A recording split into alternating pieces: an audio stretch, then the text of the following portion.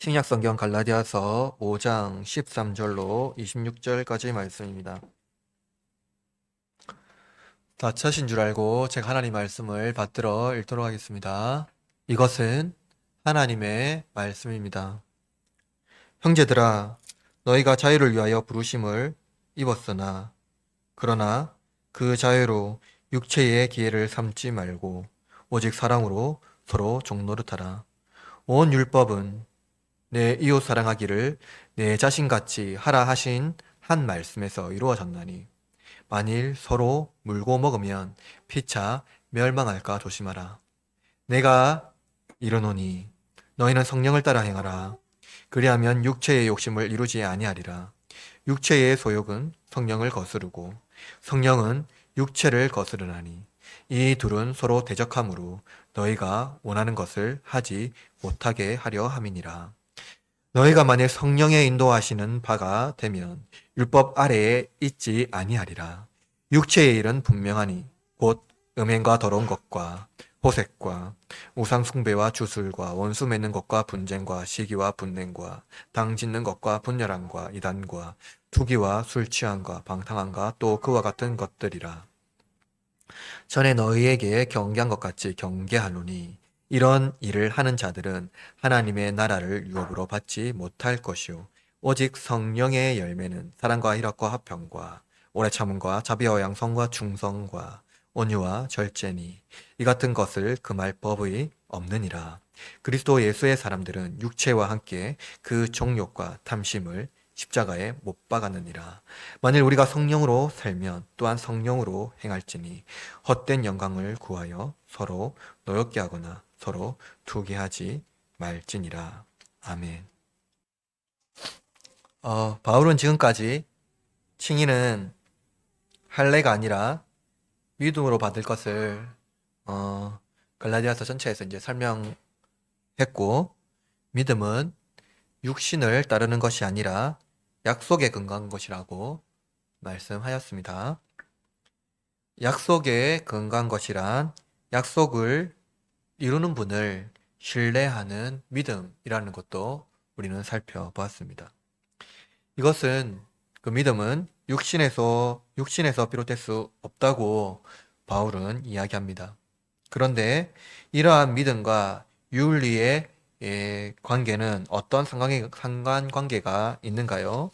오늘날 기독교가 세상의 질타를 받는 것은 믿음과 윤리의 어떤 그 관계 때문이라고 생각됩니다.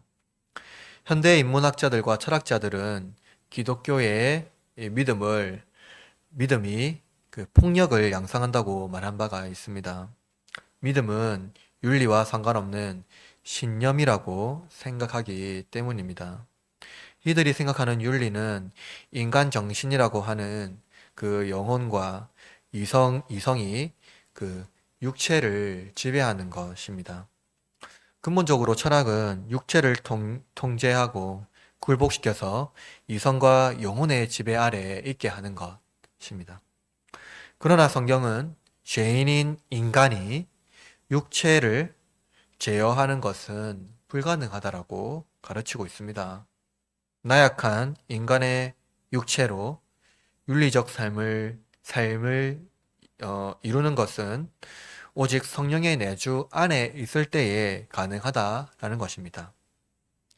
바울은 본문에서 육체의 일과 성령의 열매를 대조적으로 사용하고 있으며 육체의 일은 인간이 만들어내는 인위적인 일이며 이 일은 필연적으로 죄를 생산합니다. 죄인인 인간에게서 생산되는 것은 불의한 것들이며 자기의를 자랑하는 것이죠. 그러므로 성령 안에서 열매는 인간이 인위적으로 만들어낼 수 없는 그런 자연에서 비롯된 것임을 알 수 있습니다. 참된 윤리는 인간이 인위적으로 만들어내는 것이 아니라 성령 안에서 열매 맺는 삶을 살아가는 것입니다. 그러므로 제가 여러분에게 설교하고자 하는 목적은 이것입니다. 그리스도인은 육체의 일을 따르지 않고 성령의 열매를 맺는 삶을 살아가는 사람들입니다. 성령의 열매는 율법에서 해방되어 율법의 진정한 의도를 사랑 안에서 성취합니다. 그러므로 인간으로 할 수 없는 궁극적인 윤리는 성령 안에서 실천할 수 있습니다. 오늘 본문의 말씀을 통해서 참된 기독교 윤리를 깨닫는 저와 여러분이 되기를 주님의 이름으로 축복합니다. 세 가지로 말씀을 전할 건데요. 첫째는 육체를 넘어선 사랑의 신앙 윤리입니다. 바울은 앞서 갈라디아 교인들이 바울에게 전해받은 복음을 혼란스럽게 하는 자들과 교제에서 단절하기를 강력한 어조로 말한 바가 있습니다. 바울은 그들을 베어버리라 라고 말했죠. 이들은 자유가 아니라 갈라디아 교인을 그들의 율법으로 속박하려는 자들입니다. 그러나 바울은 갈라디아서에서 자주 언급했듯이 복음은 자유를 위하여 믿음으로 주어진 것이라고 말씀하고 있습니다. 여러분 오늘 본문 13절을 보십시오. 형제들아 너희가 자유를 위하여 부르심을 입었으나 라고 말하고 있습니다. 바울은 갈라디아 교인에게 형제라고 부르면서 은혜로 그리스도인 된 자들에게 뭐랍니까? 자유를 위하여 부르심을 입었다라고 말합니다. 바울은 앞서 5장 1절에서 그리스도께서 우리를 자유롭게 하려고 자유를 주셨으니 라고 말씀합니다. 기독교 신앙의 독특성, 그 바울이 말한 바와 같이 자유에서 찾을 수가 있습니다. 그러나 이 자유를 육체에 잘못 적용하면 방종의 상태에 이룰 수 있다는 것을 명심해야 합니다. 인간의 자유가 육신을 위한 것이라는 잘못된 착각 때문에 방종한 상태에 이르면서도 무엇을 느끼지 못하죠? 죄책을 느끼지 못하는 것입니다. 그래서 바울은요, 그 자유로 육체의 기회를 삼지 말라라고 말씀하고 있습니다. 바울은 육체의 장소가 방종과 그 죄의 장소라고 말씀하고 있습니다. 육체의 힘으로 살아간다라는 것은 인간이 자신을 의지하며 살아가는 것을 말합니다. 현대인들은 자신의 능력을 과시하고 자기 주변의 환경과 외부 조건을 어떻게 합니까? 자랑하기를 좋아합니다. 그것을 자신을 드러내는 중요한 정체성이라고 말하기를 좋아한다라는 것이죠. 그것은 필연적으로 안목의 종욕이며 가시적으로 드러나는 외모입니다. 외모는 인간 스스로 뽐내며 자랑할 만한 모든 것을 말합니다. 그러나 바울의 핵심은 인간이 육신이 아니라 오직 사랑으로 서로 종노릇하라라고 말합니다. 육체의 반대는 영혼이 아니라 사랑이라는 것이죠. 사랑이란 자유가 아니라 또한 서로 종되는 것을 종이 되어 섬기는 것이라고 바울은 말합니다. 자유와 종이라 서로 배타적인 용어로 일반적으로 이해되죠. 자유와 종은 다른 개념입니다. 그러나 성경은요, 참된 자유란 무엇이라고 말합니까? 사랑으로 서로 종되는 것이라고 말합니다. 아우구스티누스는 인간은 사랑하는 것을 욕망하는 존재라고 말한 바가 있습니다. 인간은 필연적으로 무엇에 이끌려 살아가며 사랑하는 것을 담게 되어 있다는 것을 알려주는 것이죠. 오늘 본문에서 바울은 이것을 잘 보여줍니다. 즉, 인간은 자기가 사랑하는 것에 종속된 노예라는 것입니다. 그러므로 참된 자유는 무엇입니까? 사랑의 종이 되는 것입니다. 인간을 자유롭게 하는 근본적인 본질은 무엇입니까? 그것은 사랑이죠.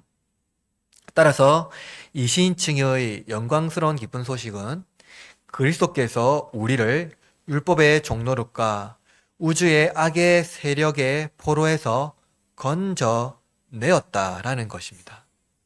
진정한 사랑은 그리스도 사랑 안에서 안식하며 그의 품에 거하는 것입니다. 따라서 진정한 사랑이란 그리스도 안에서 무엇을 발견하는 것입니까? 나 자신을 발견하는 것입니다.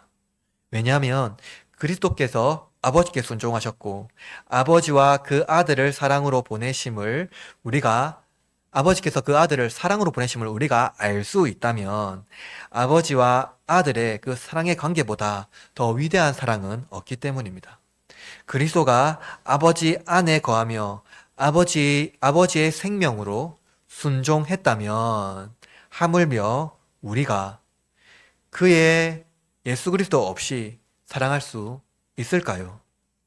바울은 아버지의 사랑을 온전히 이루는 율법을 완벽하게 성취할 수 있는 인간은 한 사람뿐이라고 말합니다.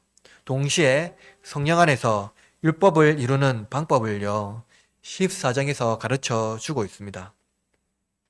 본문 14절 말씀 읽어볼까요?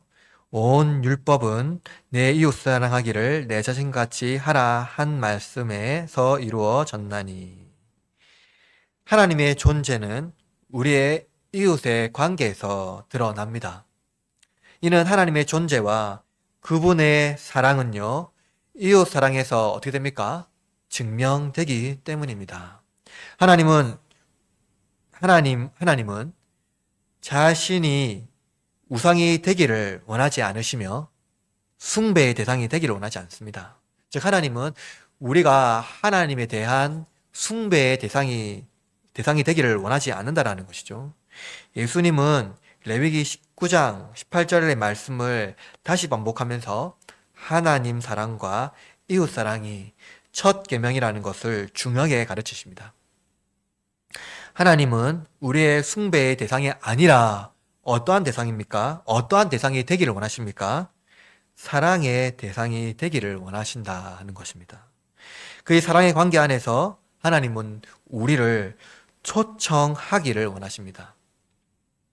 동시에 우리의 이웃에 대한 관계에서도 하나님의 관계가 드러나기를 원하신다라는 것이죠. 교회도 하나님의 사랑과 관계에 맺지 않는다면 심각한 파멸에 이르게 됩니다. 오늘 본문 15절 말씀을 보십시오. 15절. 만일 서로 물고 먹으면 빛이 어떻게 된다고요? 멸망할까 조심하라 라고 말하고 있습니다.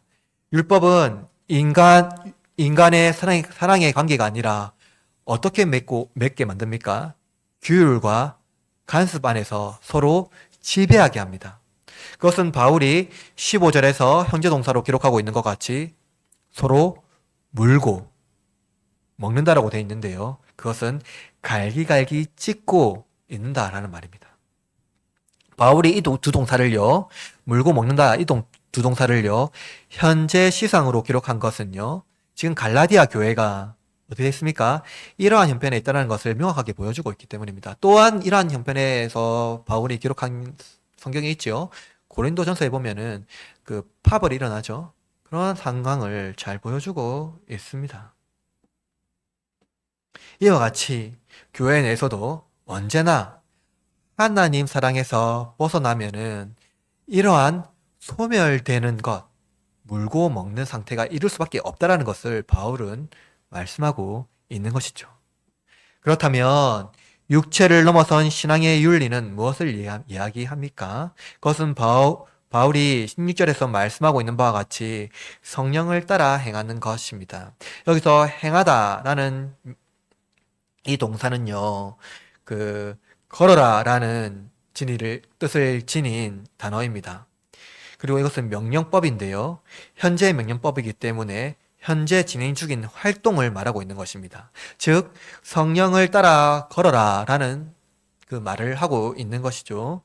죄인인 인간이 육체를 넘어서기 위해서는 육체의 습관을 따라서는 안 되고 성령 안에서 어떻게 됩니까? 지속적으로 걸어야 됩니다. 이 걷는다, 습관적으로 행하는 것을 말해주고 있는 것이죠. 그것은 성령의 격려와 성령의 위로와 격려, 그리고 능력으로 살아가는 것, 것을 말합니다. 죄인인 인간이 본성을 이길 수 있는 유일한 열쇠는 성령의 내주하심과 성령과 함께 행하는 것이라는 것이죠. 오직 성령의 능력으로, 성령 안에서 걷는 것으로 성령의 인도함을 받는 것이며 성령이 이끄시는 대로, 성령이 가시는 곳으로 가고 성령의 음성을 듣고 성령의 능력으로 그 뜻을 분별하고 성령의 인도하심을 따르는 것을 의미합니다. 인간은 지금까지 자기의 능력을 의지하며 살아왔습니다. 그것을 자랑하기를 매우 좋아합니다. 인간은 스스로 신이 되기를 원했고 심판자가 되기를 원했습니다. 인간은 스스로 자유를 찾아 떠났으며 모든 법을 스스로 만들어 냈습니다. 그러나 인간이 하나님을 떠난 자유는 오히려 무엇을 만들어 냈습니까? 죄와 죽음으로 비참에 이르는 종이 되는 형편을 만들어 냈습니다. 그가 만든 모든 법은요, 인간의 목을 조여오는 올무와 같습니다. 16절에서 바울의 말을 역설로 이해하면 성령을 떠나면은 육체의 욕심이 이루어진다는 것입니다. 이것은 육체의 욕심을 따라서 서로 간의 관계를 어떻게 합니까? 훼손합니다. 결국 죄인인 인간이 스스로 멸망하는 위험에 처해지게 되어 있다라는 것이죠. 여러분 기억하십시오. 죄인인 인간의 윤리는 그리 위대하지 못합니다. 서로 지켜주는 윤리가 되지 못한다라는 것입니다. 그 안에 사랑이 없기 때문입니다. 사랑의 관계가 형성이 되기가 너무 어렵기 때문입니다. 그러므로 성령 안에 있으시기를 바랍니다. 성령이 우리를 보호합니다. 육체를 넘어선 윤리는 성령의 사랑 안에 흠뻑 들어가 그 속에서 살아가는 것입니다. 둘째입니다. 육체의 욕심을 따르지 아니하는 신앙의 윤리입니다. 바울은 육체와 성령이 서로 원수로서 대적하고 있음을 설명합니다. 오늘 본문 17절 말씀 읽어볼까요? 육체의 소욕은 성령을 거스르고 성령은 육체를 거스르나니 이 둘이 서로 대적하므로 너희가 원하는 것을 하지 못하게 하려 함이니라. 본문에서 바울은 인간의 내면의 심리가 얼마나 심각한 갈등에 있는지 잘 묘사합니다. 그는 로마서 7장에서 원하는 것과 원하지 않는 것에 대하여 인간의 내면에 있는 심각한 갈등을 자기의 내면에 비추어서 잘 말하고 있습니다. 그러나 우리는 인간의 인성이 이 두 종류의 선과 악으로 되어 있다고 추정해서는 안 됩니다. 그러니까 인간의 인성이 선악간에 싸우고 있다는 것으로 추정해서는 안 된다는 것이죠. 무엇입니까? 인간의 내면은 죄로 기울어져 있습니다. 바울이 육체라는 언어를 사용할 때 하나님을 제외한 인간의 모든 본성을 이해할 때 사용합니다. 즉, 하나님이 없는 하나님을 떠난 인간의 본성을 이야기할 때 바울은 육체라는 단어를 사용한다라는 것이죠. 인간의 죄성이 인간을 지배할 때, 즉, 인간이 자기 중심에 서 있을 때 인간은 육신의 정욕에서 벗어날 수 없는 죄와 사망의 종이 됩니다. 죄가 얼마나 인간을 좀먹는 치명적인 것인지를 알 수가 있는 것이죠.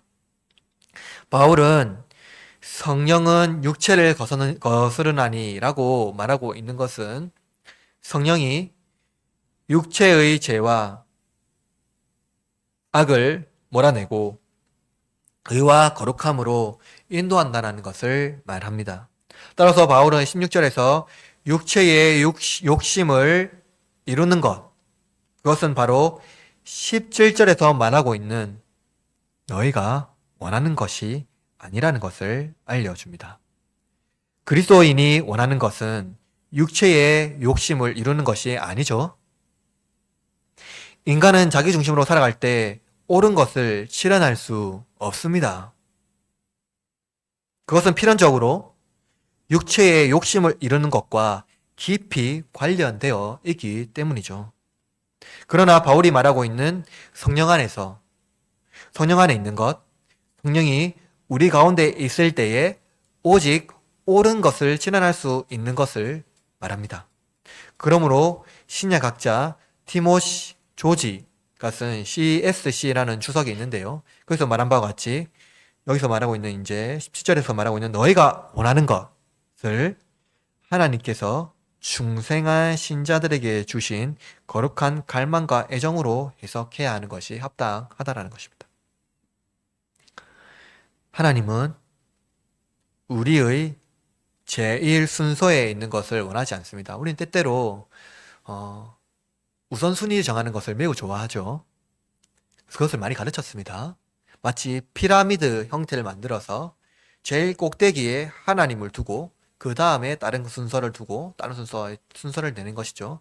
그래서 하나님을 제1 순서를 두고 그 다음 순서를 하면 하나 된다라는 방식으로 우리는 이해하기를 좋아한다라는 것이죠.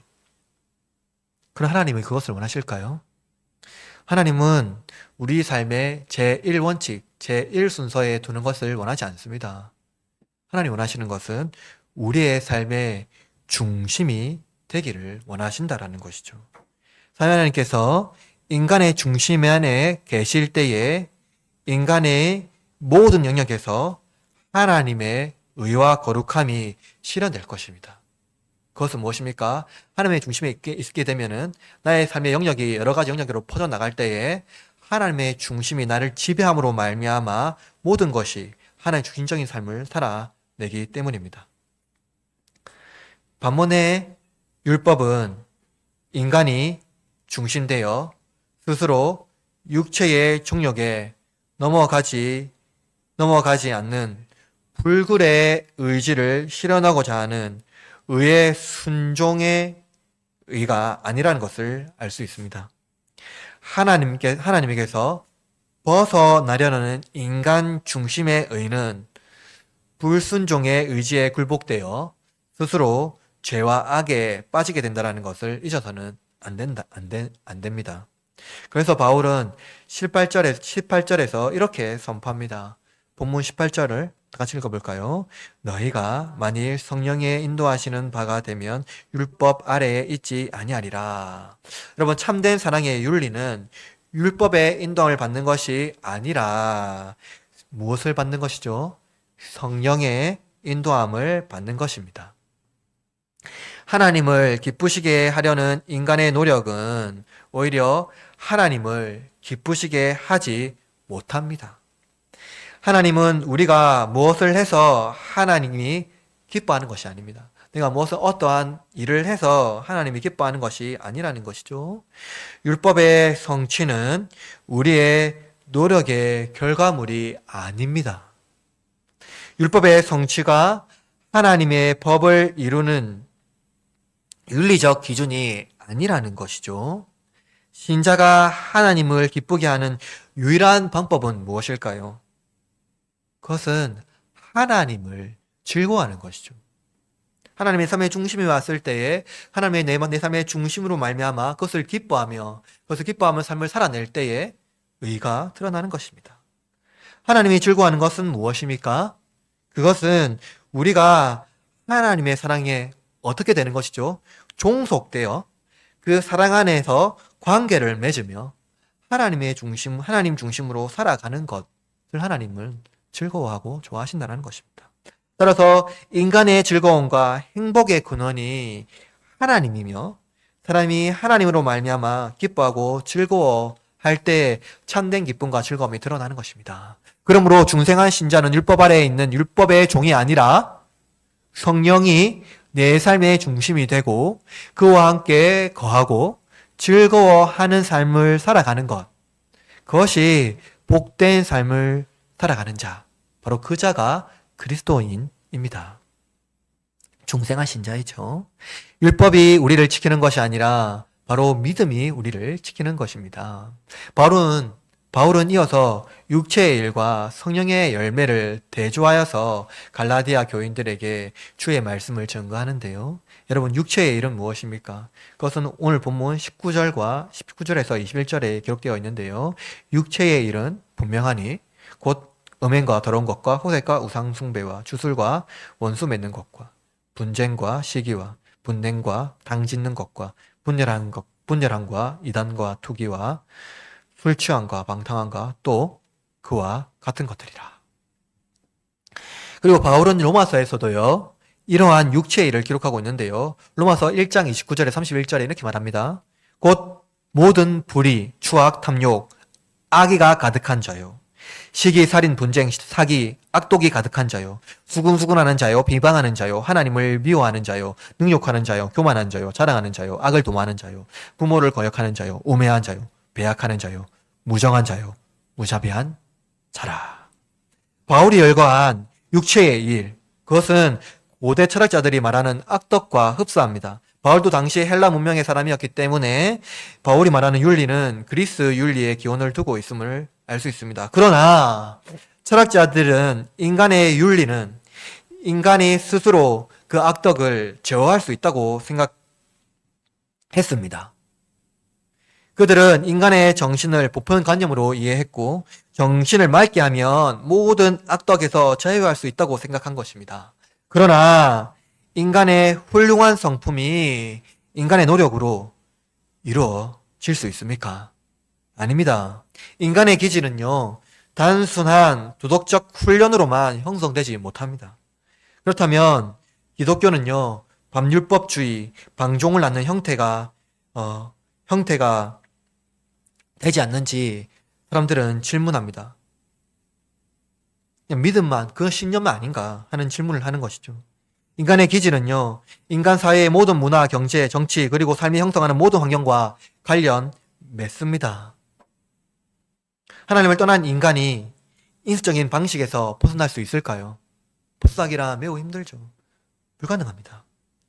인간의 정신을 누가 창조했습니까?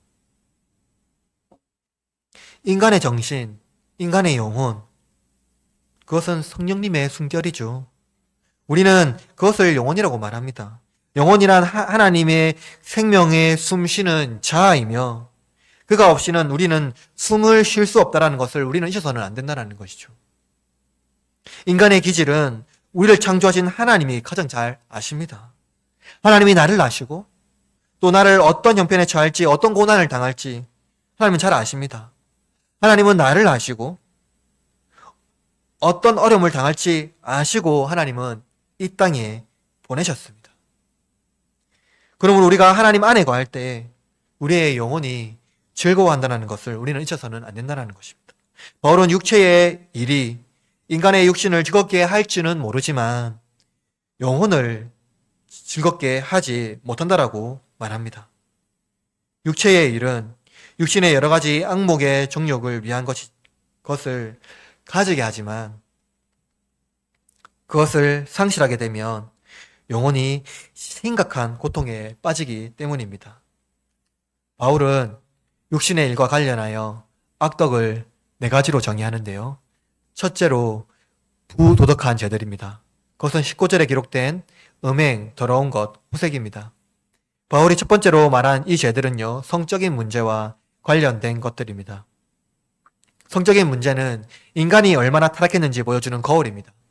성 문제와 관련되어 있는 악덕은요, 추잡하며 모욕적입니다. 이러한 일들은 인간의 고귀함을 짓밟고 생명을 앗아갑니다. 하나님께서 주신 그 고귀함의 생명을, 고귀함의 이것들을 인간은 오히려 그것들을 고귀한 것이 아니라 모욕적인 것으로 바꾸어 버리는 것이죠. 생명을 위한 성이 아니라 쾌락을 위한 성 그 자체로 인간은 그것을 오히려 더럽고 추악한 것으로 바꾸며 짓밟는 것입니다. 둘째로 우상숭배의 죄들입니다. 이는 우상숭배와 주술이죠. 우상숭배의 가장 큰 죄는 피조물을 신으로 섬기는 것입니다. 우리의 우상은 무엇입니까? 우리의 우상은 오늘날 무수한 정보들 아닌가요? 우리의 손에 쥐어져 있는 스마트폰 전지전능하지요. 스트리밍 되는 유튜브는 우리의 기도 제목을 들어줍니다. 내가 원하는 것, 그것이 우리의 손안에 있으며 우리는 무엇이든지 그것을 이룰 수 있습니다. 그것을 사랑하고 그것을 섬기는 것이죠. 주술은 무엇입니까? 그것은 원어 그대로 해석하면 약입니다. 약은 신경물질을 조절하며 고통을 억제하죠. 이러한 것들이 우리의 우상이 되어버린 시대에 살고 있습니다. 셋째로 적개심의 죄들입니다. 이것은 원수 맺는 것, 분쟁, 시기, 분냄, 당 찍는 것, 분열하는 것, 그리고 투기입니다. 이러한 죄들은 사회적 영역에서 이웃 간의 모든 관계를 파멸시킵니다. 하나님은 우리를 자랑하지만 사탄은 자랑을 시기해버립니다. 우리가 죄 아래에 있을 때 이웃에 대한 멸시를 좋아하고 누군가가 그들을 자랑할 때 우리는 고통스러워합니다. 이웃이 잘 되면 배 아파하는 거죠. 오늘날 교권의 문제가 대두되고 있는데 교실에서 선생님이 누군가 한 친구를 자랑하게 되면 그것은 어떤 한 친구가 상처받을 수 있기 때문에 해서는 안 된다라고 말하고 있습니다. 죄인인 인간이 자아중심적이라 모든 것을 자기중심적으로 해석해야 하는 경향 때문에 죄의 본성이 가득하다는 것을 보여주고 있습니다. 관계를 파멸시켜버리는 것이죠. 자랑을 순전하게 생각하지 못하고 그것을 시기하는 인간의 본성이 너무나도 극심하게 드러나기 때문입니다. 마지막으로 무저죄의 죄가 있습니다. 술 취함, 방탕함, 것입니다. 이 죄들은 사회적으로 혼란을 일으킵니다. 이 죄들의 최종적인 목적이 무엇입니까? 그 목적은 오늘 21절 하반절에 기록하고 있습니다. 이런 일을 하는 자들은 하나님의 나라를 유업으로 받지 못할 것이요. 이러한 자들은 성령의 선물을 거부하며 하나님 안에서 새롭게 변화되기를 원치 않는 사람들입니다. 바울은 우리의 가정스러운 기질을 보고 성령의 인도를 받아 회개하고 육체의 즐거움을 죽이기를 원했습니다. 다만 성령 안에서 즐거움을 얻기를 원합니다. 성령의 도움을 받는 자들마다, 성령 안에서 가는 자들마다 육신의 욕심을 따르지 않는 그 신앙의 윤리를 실천할 수 있는 것입니다. 바로 그들이 하나님의 유업을 받고 육체의 욕심을 따르는 자들은 하나님의 유업을 받지 못하는 것이죠. 마지막으로 성령 안에서 열매 맺는 신앙의 윤리입니다. 바울은 육체의 일과 달리 이제 성령의 열매를 말합니다. 갈라디아서 5장 22절과 23절 오직 성령의 열매는 사랑과 희락과 화평과 오래 참음과 자비와 양선과 충성과 온유와 절제니 이 같을 것을 금지할 법은 없느니라. 여러분 육체의 일은 혼잡하고 조급한 것들이지만 성령의 열매는 이와 달리 각각 세 가지로 구분되어 정리되어 있습니다. 성령의 열매는 철학자들의 미덕과 달리 인간 중심에서 드러나는 미덕이 아니라 무엇입니까? 성령 안에서 누리는 삶의 열매입니다. 즉 인간의 일은 인간이 자의적으로 만든 것이지만 성령에서 일어나는 것들은 열매로 맺어지는 것들이라고 말하고 있는 것이죠. 바울은 세 가지로 구별하여 성령의 열매를 정의하는데 학자들은 이것을 삼위일체와 같이 영원한 기독교의 동목이라고 언급하기 위함이라고 말합니다. 특히 바울은 인간이 인위적으로 만들어낸 일과 자연의 섭리에서 얻을 수 있는 이 열매를 대조적으로 매우 중요하게 가르치고 있는 것입니다. 특히 그가 성령의 일이라 말하지 않는 것은 성품은 성령의 은사로 얻을 수 있는 것이라기보다는 무엇입니까? 성령과 교제함으로써 열매 맺는 것을 강조하기 위함입니다. 그러나 불신자 중에도 이러한 열매가 나타나기도 한다라고 생각합니다. 때때로 고결한 성품의 소유자들이 우리의 주위에 예수를 믿지 않는 사람들 주위에 종종 나타나기 때문입니다. 그들의 윤리는요, 인습적인 형태가 아니라 새롭고 성숙한 윤리적 삶입니다. 그러나 하나님의 기준에는 결핍된 결핍된 의입니다. 인간의 고결함은요, 하나님 앞에서 결핍된 고결함이지요. 고결함입니다. 하나님의 형상으로 창조된 인간은요, 하나님과 관계하지 않고서는 그 결핍을 해소할 수 없기 때문입니다. 우리의 눈으로 볼 때 위대한 도덕성을 지닌 성숙한 사람일지라도 하나님의 기준에는요, 결핍된 인간의 존재라는 것을 성경은 말하고 있습니다. 그러므로 바울은요, 성품을요, 열매라고 부르는 것을 알 수가 있습니다. 따라서 철학자들의 미덕을 영혼의 고결함, 영혼의 위대함이라고 말하는 것을 좋아하지만 그것은 무엇입니까? 성경적으로 말하면 위대하고 고결할 수 있지만 결핍된 고결함이라는 것입니다. 이들이 말하는 영혼은요, 앞서 말한 정신과 같은 것인데 이들은 이성에 지배받는 영혼을 말합니다. 그러나 영혼의 안식을 위해서 그리고 하나님의 형상으로 창조된 인간이 창조주가 바라는 성품은요, 그것은 무엇일까요? 그것은 인간의 고결함을 넘어선 성령의 지배를 받는 것입니다. 인간의 어떠한 철학적, 이성적 어떠한 지배를 받는 것이 아니라 성령의 지배를 받는 것이죠. 바울은 이러한 성령의 열매를 무엇이라고 말합니까? 금지할 법이 없다 합니다. 바울이 성령의 열매를 금지할 법이 없다라고 말하는 것은요, 법과 관련된 중요한 어떤 것을 언급하기 위함입니다. 갈라디아서에서 지금까지 살펴보면은요, 우리는요, 법이 우리에게 주는 유익이 무엇인지 분명히 바울은 말한 바가 있습니다. 이 법이 주는 유익이 있다라고 말한 바가 있었죠. 그것은 하지 말아야 할 것에 대한 규율입니다. 그죠? 그러니까 법은요, 해서는 안 되는 것을 우리에게 가르쳐 줍니다. 그래서 그것으로 우리를 보호하거나 억제하는 것이죠. 즉 하나님께서 율법에 주신 이유는 바울이 디모데에 가르친 것을 이해하면 잘 알 수가 있는데요. 디모데전서 1장 9절에서 10절에 이렇게 말합니다. 들어보십시오.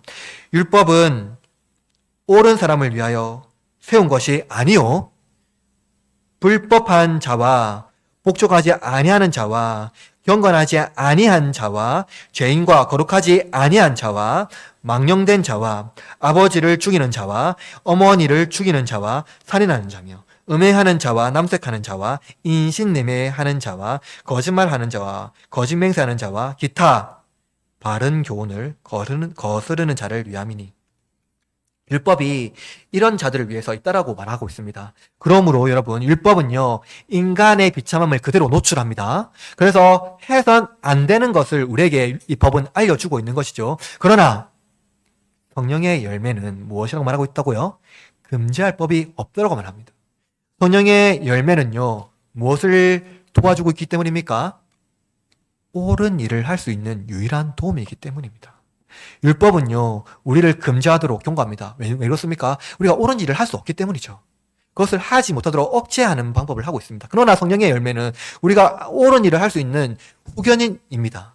이 바울은 이제 그리스도의 삶의 의미를요, 갈라디아 교인들에게 가르치고 있는데요. 24절 말씀 다 같이 읽어볼까요? 시작. 그리스도 예수의 사람들은 육체와 함께 그 정욕과 탐심을 십자가에 못 박았느니라. 바울은 이미 2장 20절에서요, 이렇게 말했죠. 내가 그리스도와 함께 십자가에 못 박혔나니 라고 기록하고 있습니다. 근데 그 비슷한 말씀을 오늘 본문 24절에서 말하고 있는데요. 그러나 핵심이 다릅니다. 2장 24절에서는요, 그 십자가에 못 박혔나니 이것을 수동태로 기록한 반면에 본문에는요, 능동태로 기록하고 있습니다. 바울은 2장 22절에서 그리스도께서 행하신 과거의 일이 그리스도인들을 위한 예수 그리스도의 사역이라고 말하고 있는데요. 이는 믿음으로 하나님의 의롭다 하심을 얻는 것이다고 한다면 본문 24절, 5장 24절에서는 주어는요, 그리스도 예수의 사람들입니다. 예수님이 아니라 그리스도 예수의 사람들이죠. 그래서 이들이 능동적으로 무엇을 하냐면 성령의 열매로 말미암아 무엇을 하는 과업을 지속적으로 해야 한다고요? 육체를 죽이는 거예요. 그것을 지속적으로 하고 있는. 그래서 뭡니까? 십자가에 못 박는 일. 그죠? 그의 정욕과 탐심을 뭡니까? 십자가에 못 박아야 된다라고 지속적인 활동을 하고 있는 것입니다. 그래서 여러분, 성화의 과정에서 인간의 노력은 무엇입니까? 의를 위한 투쟁이 아닙니다. 그러니까 내가 의롭게 되기 위한 과정의 투쟁이 아니라는 거예요. 그것은 무엇입니까? 성화에서 가장 중요한 것, 우리가 자꾸 간과하고 있고 잊고 있는 것 중에 제일 중요한 건 뭐냐면요. 성화는 하나님과의 관계를 지속하려는 투쟁입니다.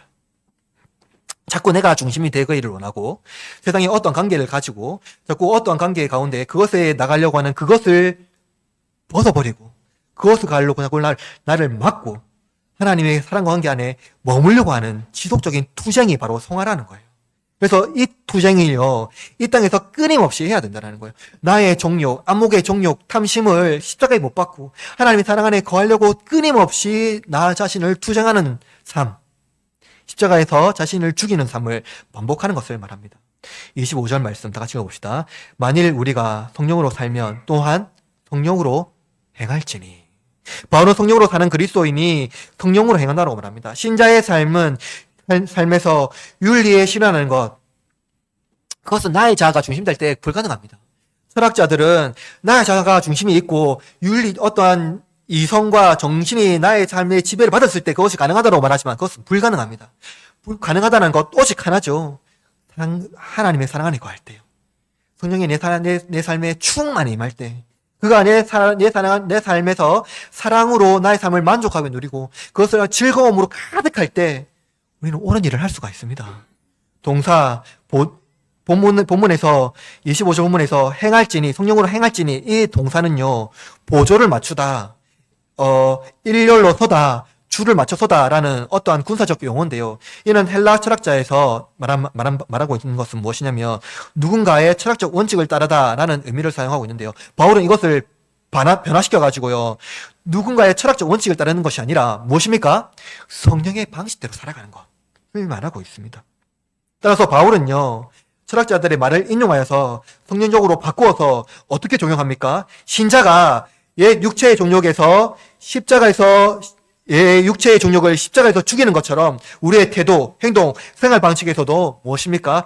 성령의 보조를 맞추어 신앙생활을 해야 한다는 것을 강조하고 있는 것이죠.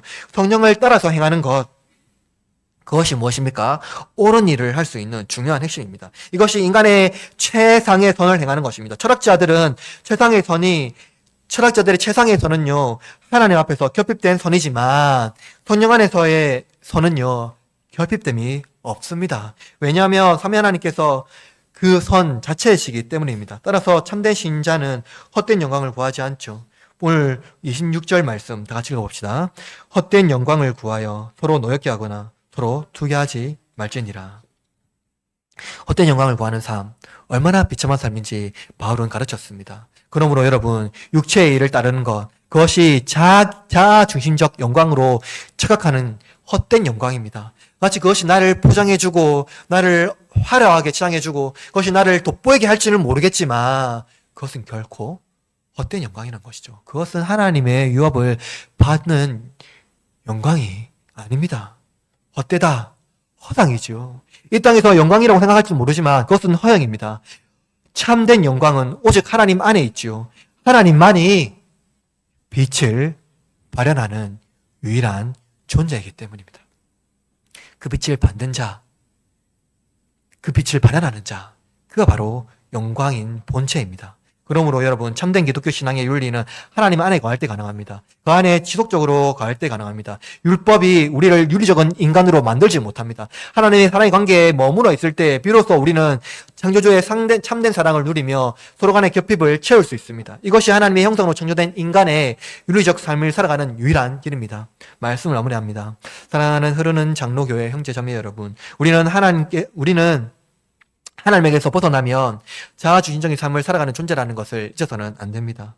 오늘 바울의 가르침에 따라서 우리가 하나님 벗어난 즉시 육체가 우리를 죄와 사망으로 인도하는다는 것을 기억해야 합니다. 오직 삼위 하나님만이 생명의 창조주요 우리의 생명의 힘이라는 것을 믿으시기를 바랍니다.